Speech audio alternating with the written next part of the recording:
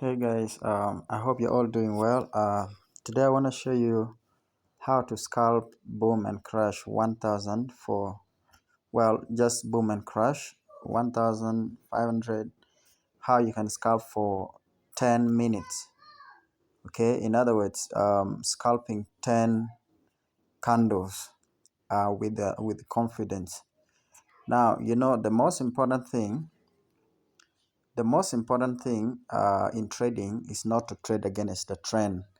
But now the question is, how do you know the trend of the market? How do you know that you're in the right trend? This is the simple answer that I'm going to give you. When you look at my setup here, look at this point. Now you see that there's a crossover that has happened up here. Now, when you look at this crossover, let me show you briefly. We have the Ichimoku 9952 on the main chart. Okay. And then we have moving average 10, 0 exponential, previous indicator data with these settings.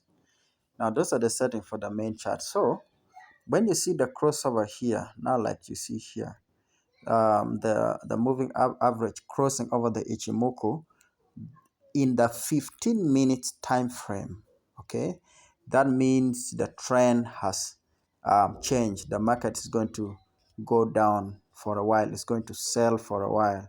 Okay, in that case, for those who are scalping the candles, it now makes it easy for you to what? To scalp within this zone here, where the moving average is above the Ichimoku. In other words, the market is running below the two indicators. That is the point.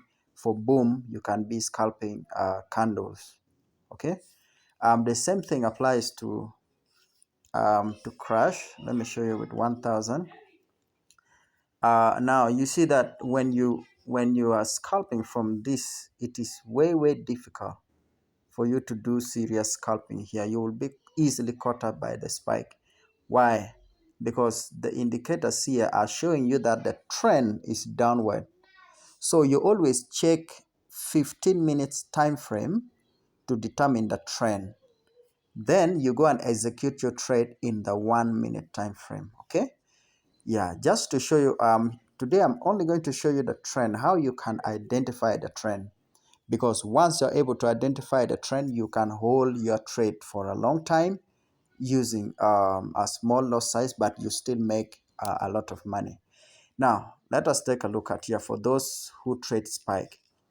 Now, you clearly see that it is very difficult to catch spike within this zone. Here, let me change the color. Oh, just a moment here. Wait.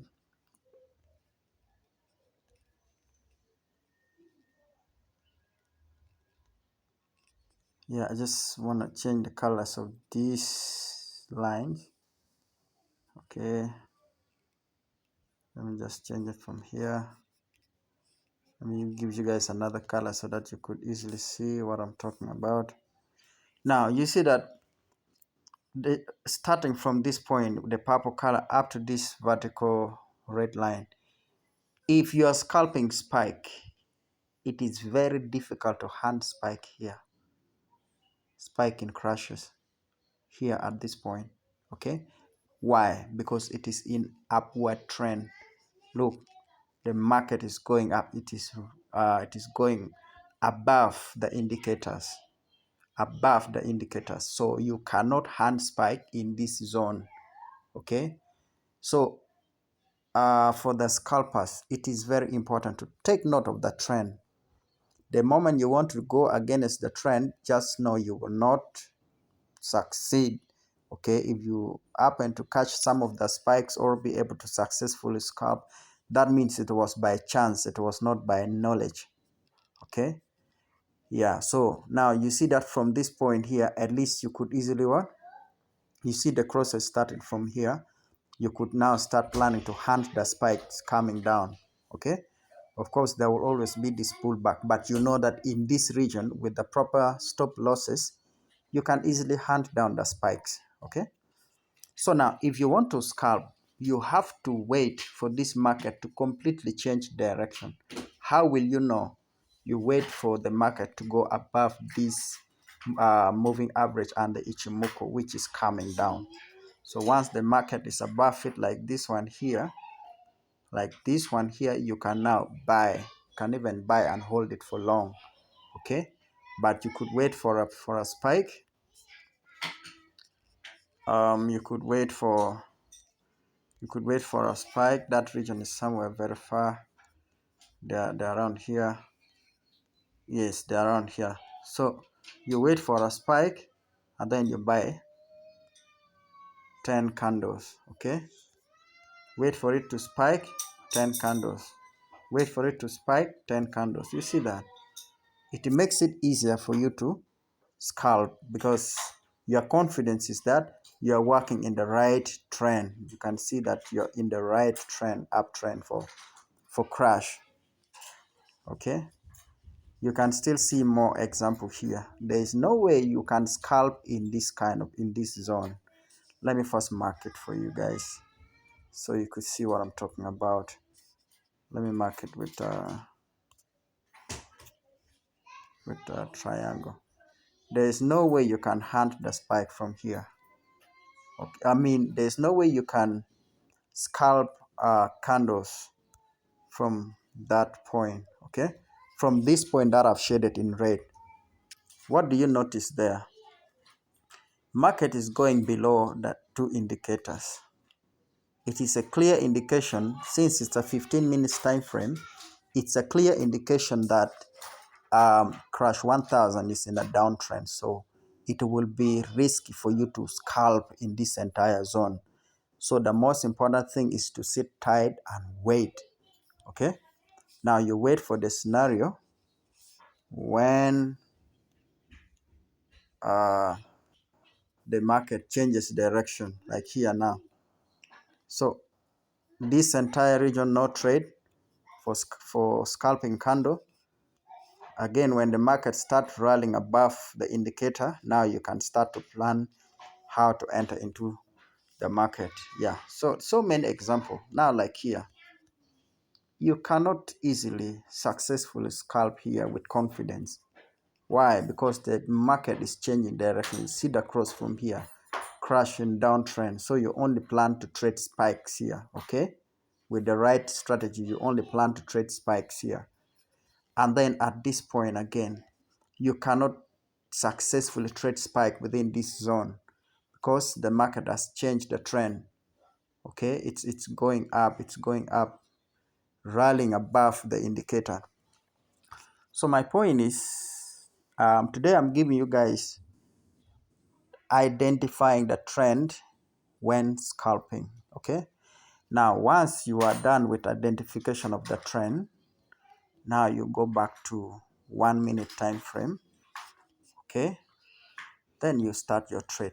Now crash is still in downtrend. Now you can see these multiple spikes happening, okay, with this pullback, but of course you will not know when the pullback is coming. The thing is, you just have to wait for the right trend. So there's no way I will begin scalping this market, okay, because it is clearly in a downtrend from here. So the thing is, just wait for it to change the trend on the upper trend by the markets moving above the indicators. That's when you will begin to think about scalping the candles. Okay, yeah. Now, what will be the condition for you to start scalping? What will be the condition for you to start scalping? Okay, it's easy. You now change once you've identified that you're on the right trend. You now come to 1 minute time frame. Let me check maybe with boom. Now you see here we are in a downtrend, although it is about to change, but you can see that the market was moving below the indicator for boom 1000. Okay, yeah, so this is a good opportunity for someone to be scalping down. Okay, so now here it's easier to what? It's easier to scalp. Now let me show you where you always pick your entries. Okay, let me see from the start. Let me first mark it here. Let me mark up the zone. We have it here from that point. Okay, now we come and check. Now you see where I've marked in the 15 minutes time frame. So now what happens? I wait for a serious spike to happen. After this long spike, you now wait for this crossover in the 1 minute time frame, and then you sell. Okay, now you can sell for 5 or 10 minutes. When you're scalping boom candles, you can sell for 5 or 10 minutes. From here, after this crossover, you sell going down. Again, you wait. After 10 candles, you wait. Now in this situation, you have to avoid the market. Okay, you have to avoid the market because there's a chance that it can pull back. You can see this kind of resistance happening here. Okay, so you can avoid the market a little bit. Yeah, so the thing is, it's much better you do your analysis in the 15-minute time frame. Okay, there is no much analysis. You simply see that there is a crossover on the indicator, and then market coming down, and then you could just pick one 15-minute candle, and then you get out and you chill for the day. You get the same thing here. See this crossover, you plan and get this entire candle, and you're out. Now look at this crossover going up. Look at this one, market moving above the indicator. So someone could just buy, boom, 1,000 from here, then you hold it going up. Yeah, so sometimes you just need to keep it simple. And one of the things that I've learned to benefit more in this market, it's better you do what is called swing trading. Okay, you hold your trade for some time. Now, like here, if you have a small account, it's better you enter here with the lot size of 0.1, and then you simply hold it for all these hours. Okay, it will give you $10 or $20 in one day, and then you get out because the entire day the market is moving in the same direction. You get, so you could now, like here, you have a small account, just buy lot size of 0.1 and then hold it going up. Okay, because one thing that I want to assure you, this indicator is not going to fail you. Yeah. Now, I've not talked about the indicator window. Indicator window is just to help you in the entry, but well, I don't use it so much, but it can show you from here. Good morning.